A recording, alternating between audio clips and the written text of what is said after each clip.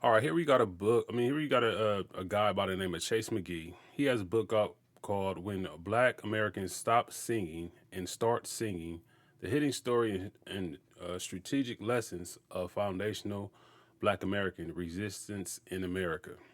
Okay, well, I haven't read the book. I don't know anything about the book, but however, what he's found today is he found a Hispanic individual who is complaining about foundational Black Americans. So let's get into it. With that being said, let's jump straight into this statement. Man, I'm so sick and tired of hearing about foundational black Americans. It's apparently they're broken apart from their roots and they're their own group at this point.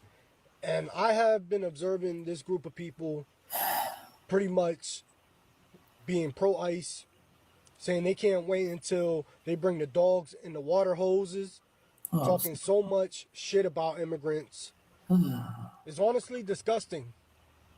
Even going after even Africans, immigrants, disrespecting them, saying they're not a foundational black American. It's honestly disgusting. I'm sick of their fucking rhetoric. It is gross. and I'm here to tell you, we don't give a damn what you talking about. We don't give a damn what you think is gross. Okay? In part, And I don't understand what he's saying. We switched up on. How we switched up on? What we did we wake up? Did we wake up to honestly seeing what's happening in our country, in our country? Did we wake up to this being more involved with the ideas that of how much we gave to this country in order to for everyone else to reap the benefits off of?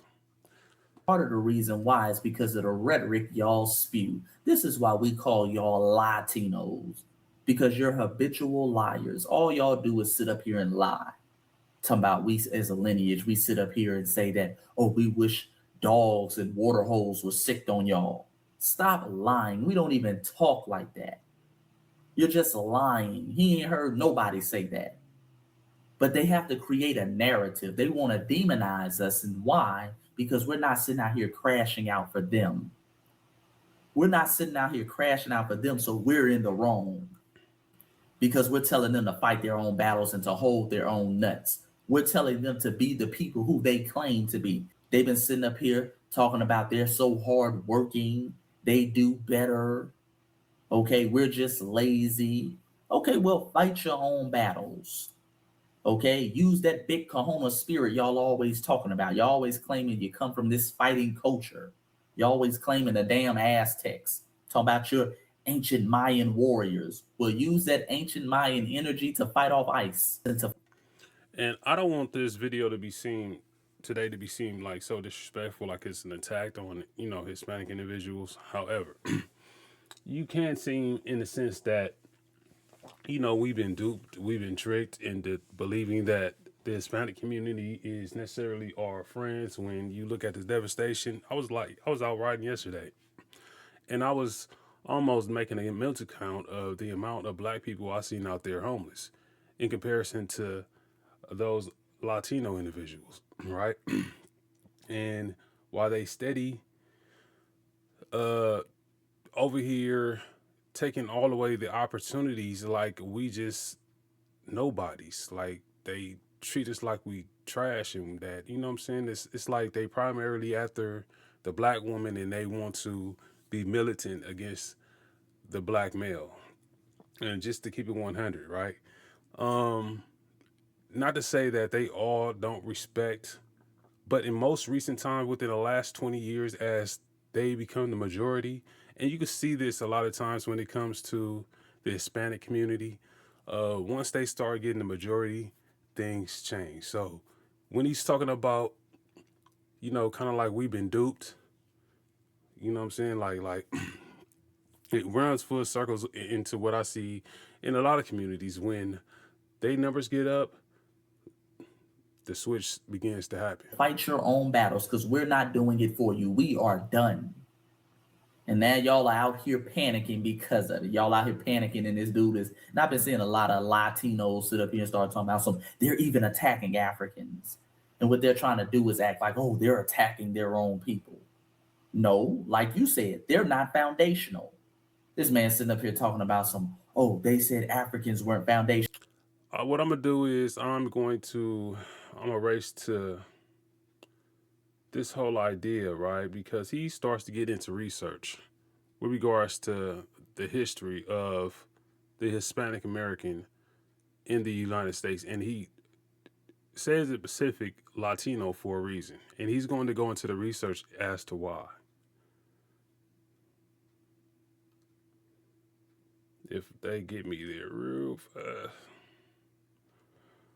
All right, let's Up go. here acting like they give a damn about African or black people is comical. They coming from countries that have parsley massacres like the Dominican Republic and the thousands of Haitians they killed. They coming from countries like Cuba, who had the 1912 massacre, known as the Negro Rebellion, killed thousands of black people. These Latinos come from Spanish-speaking countries where they have terms like "mejorar la raza," improve the race, whiten up the race, talking about keeping pure blood. You don't mate, you don't have sex, you don't reproduce with a Negro. You keep the race pure. These Latinos come from places like Mexico that didn't even acknowledge people with African ancestry until 2015, family. It wasn't until 11 years ago. They wouldn't even acknowledge them. Got them living in their equivalents of shanty towns. Look up the articles of all the anti-black racism that goes on in Mexico. But now when it's time to demonize foundational black Americans, y'all want to act so concerned about African immigrants. Shut up. Y'all don't give a damn about Africans. Never have, never will. But let's continue. Let's see what else this Latino got to say. Somehow they think they're above everybody else in this country. I don't know where they gotten that belief, honestly. That's most definitely wrong. And when y'all get y'all numbers, bro, y'all act like y'all been better than. And that's been the most problem over here right now is why individuals have a, I don't want to say a concern for y'all, but individuals feel so disrespectful when it comes to y'all because the new ones over here, they are so disrespectful, and especially the ones who come fresh from across the border. It's like you have to begin to be assimilated into the country, and a lot of individuals is just tired of the disrespect. However, I don't really care about what they got to say, right? Because what this brother does is he begins to do research with regards to the history of Hispanics in this country. We didn't vote for Trump. Anybody can look this up, family. 85 to 90% of black people voted for the Democrats. Everybody knows we historically vote for the Democrats. And I'm here to tell you the Democrats ain't shit either. I didn't vote for the Democrats or the Republicans. Because to me, they're two veins on the same snake. But nonetheless, our people vote Democrat. What is he talking about? I'll tell you what he's talking about. He's having another moment where he's projecting his insecurities. See, the reality is damn near half of all Latinos in this country that voted for Trump. We want to say like 45 to 50% voted for Trump. They voted to be in the position they're in. And when they got what they deserve, then they get mad at us and turn around and want us to crash out. These folks have some nerve. They set up here and believe this man was one of them. They believed they were team white supremacy. See, they were with all that anti-black rhetoric that he was spreading and they thought he would do and carry out. But they didn't think that immigrant shit applied to them. They thought he was talking about the black immigrants. They didn't think all that was going to apply to them, so they voted for Team Donald Trump. And that they did, right? Like I said, I don't believe that for one reason that I didn't believe that they wanted to see a black woman in office. And the other reason is that I believe that they didn't want any more of their own culture primarily up over here to mess things up for them. I am going to go more into the history, and it's not to be racial, it's just to be on 100, keep it 100, and tell the truth about this situation, right? So this brother is going to go more depth into their history, and I know I've been saying that probably like 3, 4 times, but this is probably where I really want to go. Let's pull up some receipts, family. Now, this is LULAC. This is the official page of LULAC. LULAC is one of the largest, if not the largest, Latin American organization in America, okay?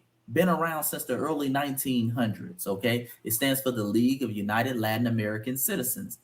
On their page, you can go there right now, family. As a matter of fact, I want y'all to go there right now. I want you to screenshot this. I want you to record this just in case they try to take it off because we're going to start turning up the heat on their ass. This is under their LULAC milestones. Again, this is under their LULAC milestones. This is all the pivotal events that they mark as a milestone and an achievement of the history and the organization of LULAC. Let's go down to 1936, family, okay? This is one of their achievements in 1936 that they're saying they accomplished from LULAC. It says beginning in El Paso, they pressured the U.S. Census Bureau to reclassify persons of Mexican descent from Mexican in 1930 back to white in 1940 to avoid more discrimination associated with the color label in the US, narrow construction of race as either white or colored. Family, these folks are celebrating in 1936 when they removed the label of Mexican from their identity and changed it back to white. That is an achievement. This is what I mean. When our ancestors were fighting and dying for civil rights, these folks were fighting for the right to be white. They wanted to escape discrimination, not by fighting it, but by reclassifying into it, reclassifying as white. Okay? They didn't want to end racial injustice, they wanted their chance to hold the whip. That's what they wanted. And LULAC, the biggest Latin American organization in America, is proof of that. Okay? In family, they were still on this in the 50s, okay? They were still on this in the 50s at the beginning of the civil rights movement. All right? This is the president of LULAC, again, the biggest Latin American organization. Okay? Felix Tarina. What did he say? He said famously, he was the president. He said, let the Negro fight his own battles. His problems are not mine. I don't want to ally with him. Okay? This is what they were on back then. Now they're trying to have this revisionist history. Now they want to sit up here and start talking about some one crow and it was all lives matter. All of us were fighting for civil rights. No, you were fighting for the right to be white.